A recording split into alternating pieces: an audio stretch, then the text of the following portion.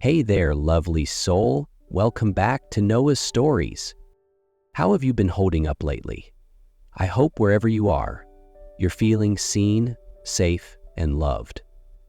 Today, I want to share with you a story about quiet strength, unspoken affection, and a love that waited behind carefully built walls. Because sometimes the deepest connections begin not with grand gestures, but with a cup of coffee, a silent nod, and the courage to see someone truly for who they are. Elara Bennett had been working at Hale and Hart Media for 3 years. 3 years without a single late arrival, a single typo, or a single complaint. She was known for her absolute professionalism, classic fashion sense, and uncanny ability to anticipate her boss's needs before he even spoke. But that didn't mean she understood Dominic Hale, the powerful, enigmatic CEO who seemed carved from silence and stone. He was the kind of man who could silence an entire boardroom with a single look. His schedule was timed down to the second, precise as a Swiss watch, and Elara, the only person with daily access to him, had never once seen him out of control. Until one December morning. It was 8:50 a.m. Elara hurried past the front desk, clutching the quarterly report documents, silently cursing herself for oversleeping after staying up late working on her novel. But when she reached the 55th floor, Dominic's private office, she stopped cold. Through the frosted glass, she saw him, Dominic Hale, standing still in front of the massive window. His shoulders were slightly hunched, one hand braced against the glass as if it was the only thing holding him upright, the other holding a phone pressed to his ear. She couldn't hear what was being said, but the weariness on his face was unmistakable. Elara had seen Dominic in high-stakes meetings, at international summits, during intense negotiations. He was always composed, unshakable, but this time he looked human. A part of her wanted to retreat, to give him privacy, but another part, the one that had begun to soften, longed to understand him, to reach him. And Dominic, though he hadn't turned around, somehow sensed her presence. When he spoke in his usual deep, composed voice, Elara knew he'd known she was there all along. She stepped inside, handed him the file with calm precision. They said little, but when his hand brushed hers as he took the documents, a spark shot up her spine. Something had shifted, just a little, but enough to form the first crack in the walls they'd both spent 3 years carefully building. On what seemed like an ordinary Thursday night, the Asian markets collapsed. Hale and Hart was plunged into financial crisis, and the lights on the 55th floor burned late into the night. Elara was the last to leave the building, aside from Dominic. She hadn't planned to stay, but when Dominic asked for a full damage summary by 2 a.m., she didn't hesitate. Any exhaustion faded away, because part of her wanted to stay, to be closer to him. For hours, they worked nonstop. Dominic had shed his jacket, rolled up the sleeves of his crisp white shirt, his hair slightly tousled from running his hands through it. He looked different, more human, less CEO, like a man fighting to protect something he cared about deeply. Around 1 a.m., Elara walked into his private office carrying the latest update. His desk was covered in annotated reports. He looked up, eyes tired and red-rimmed, but when he saw her, his gaze softened. She offered him a fresh cup of coffee, and when their fingers touched, he didn't pull away. They froze for a moment, just a second, but it felt like everything around them had gone quiet. Elara turned quickly, trying to hide the tremble in her chest, but her hand slipped, knocking the coffee cup off balance. Dark liquid spilled across key financial drafts, soaking them instantly. "I'm so sorry," she gasped, scrambling for tissues, heart pounding. Dominic looked down at the ruined papers, then up at her, and there was no anger in his face. Instead, he let out a quiet sigh. Soft, human. "It's fine," he said, voice low and calm. "It's just paper. We can reprint it." That gentleness unraveled something in her. Elara blinked back sudden tears. In that silence, something shifted. They were no longer boss and assistant. They were just two people, standing on the edge of something neither could name but both could feel. She looked at him, and he looked at her, deeply, intently, for far longer than necessary. and from that moment on, their connection would never again be just professional. Elara wasn't just a model assistant. She was also a writer. On long nights after work, she lost herself in the pages of her novels, where the heroine always fell for a powerful man who hid deep wounds beneath his perfect exterior. Maybe that's why she noticed the little things. The details others overlooked, she remembered, like the unfamiliar signature on donation slips, or the folders marked with children's hospitals and scholarships submitted anonymously, but bearing handwriting she'd seen countless times. Dominic Hale. She froze. The donations were massive, meticulous, and deeply personal, as if the sender knew every child receiving support. Handwritten notes described medical conditions, favorite hobbies, even small dreams. No press, no company logo, not a single public statement. This wasn't corporate social responsibility. This was a heart quietly beating for things no one else saw. Elara felt breathless. She had thought of him as a cold strategist, driven by numbers and bottom lines. But behind closed doors, Dominic had a secret world, one where he poured out compassion in silence, as if he feared what would happen if anyone knew. From that moment, she saw him differently, not just as someone she admired, but as a man with depth, unspoken pain, and a soul quietly waiting to be reached. When they crossed paths in the hallway the next morning, Dominic's gaze lingered on her a beat too long. Elara smiled, not as his assistant, but as someone who now understood more than anyone else ever had.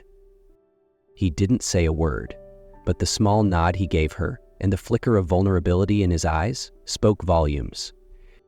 The Valley Hotel gleamed under 1,000 lights during Hale and Hart's annual gala.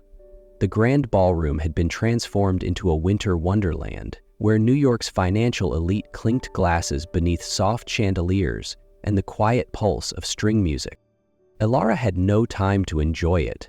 She was in the wings, clipboard in hand, coordinating the entrance sequence, checking name tags, adjusting light cues, and directing her staff with quiet precision.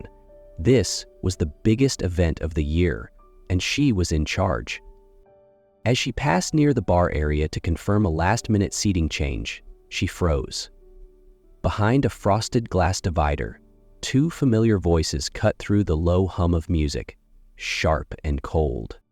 We have enough. The donations, hospitals, foster kids, medical care. It all leads back to Dominic Hale.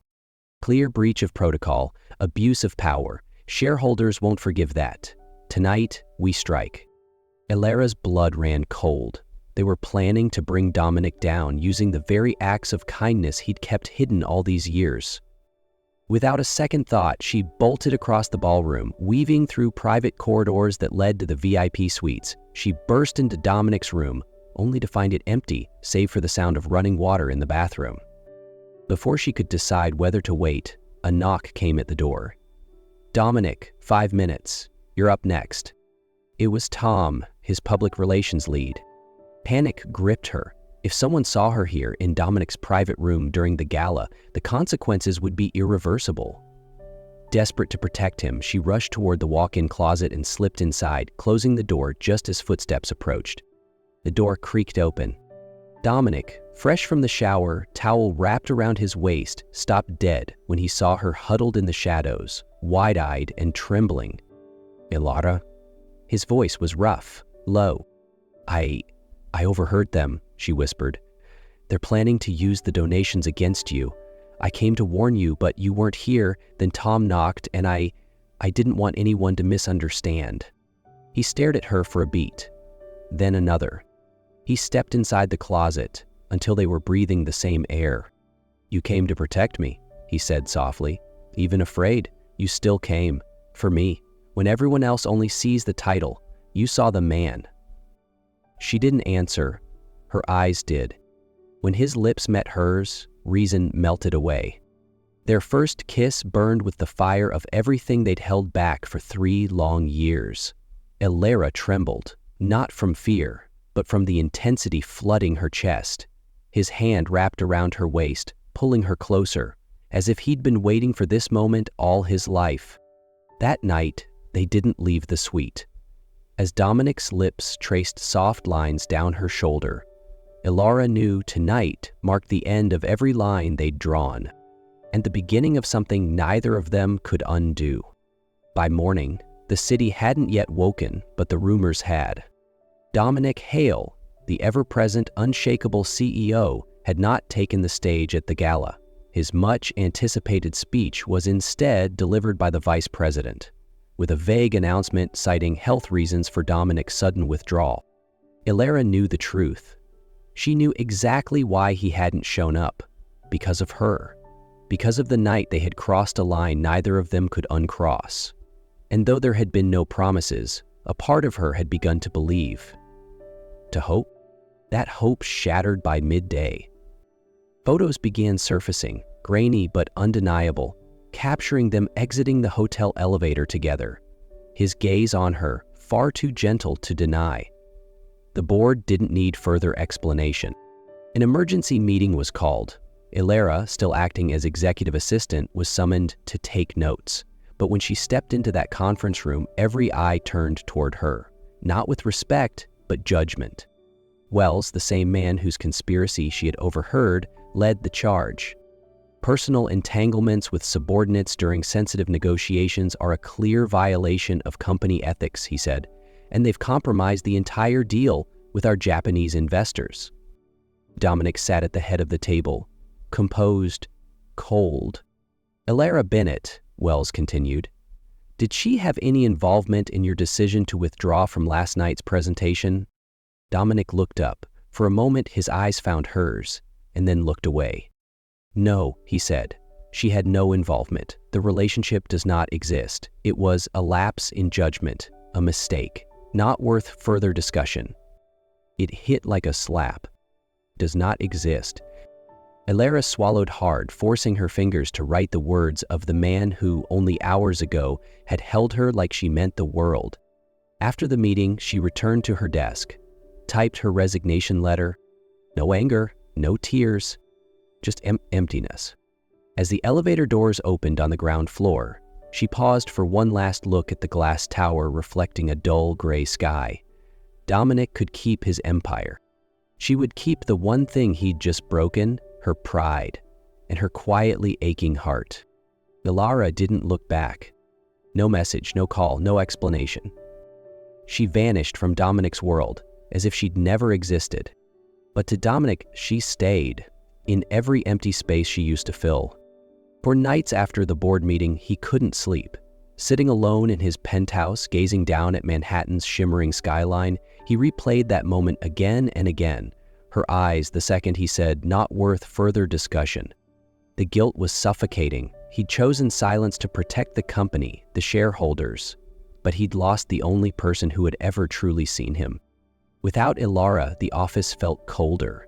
The coffee wasn't right. The files arrived out of order. But what he missed most was her quiet presence, her steady calm, the soft smile she offered when she left a room without saying a single unnecessary word.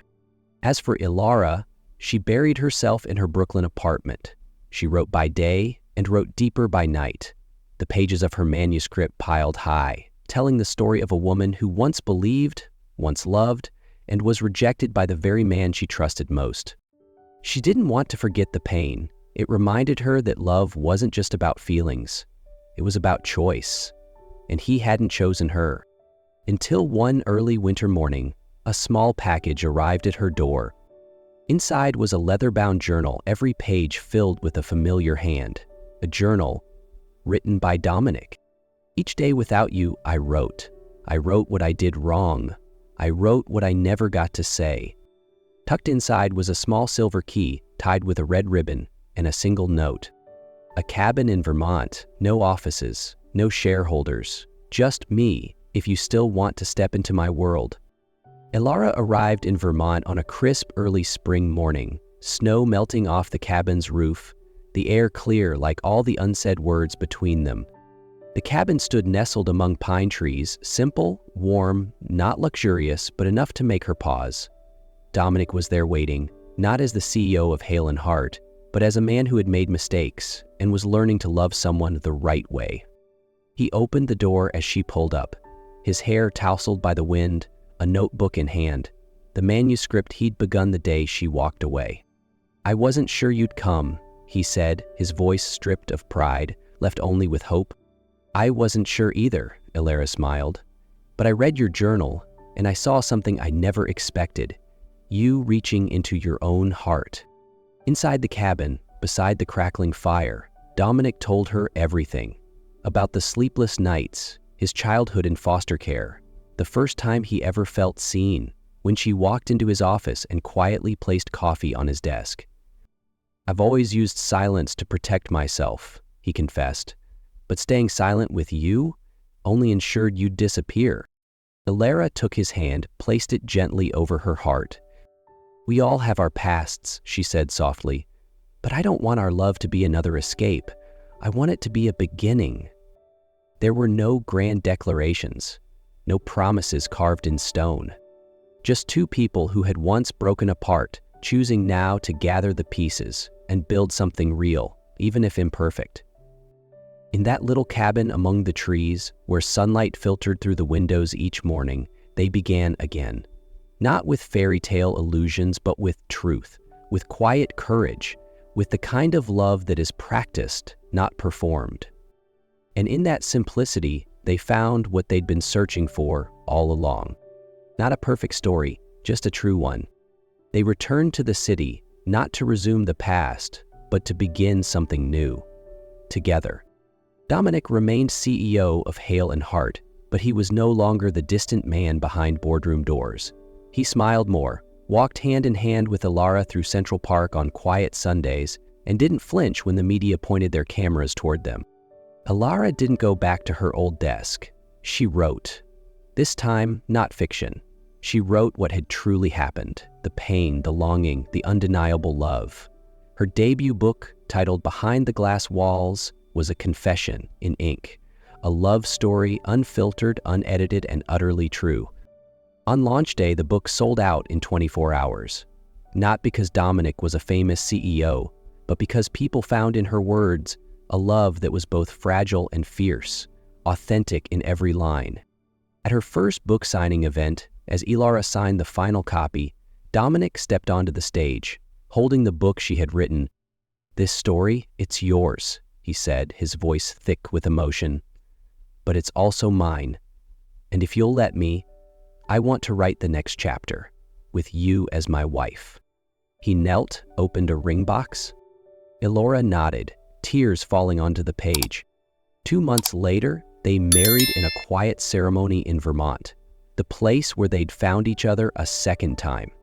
Since then, each day together has been a new chapter, unedited, unfiltered, just real. And their love, after everything, is the truest story they've ever told. And that, dear soul, was their story.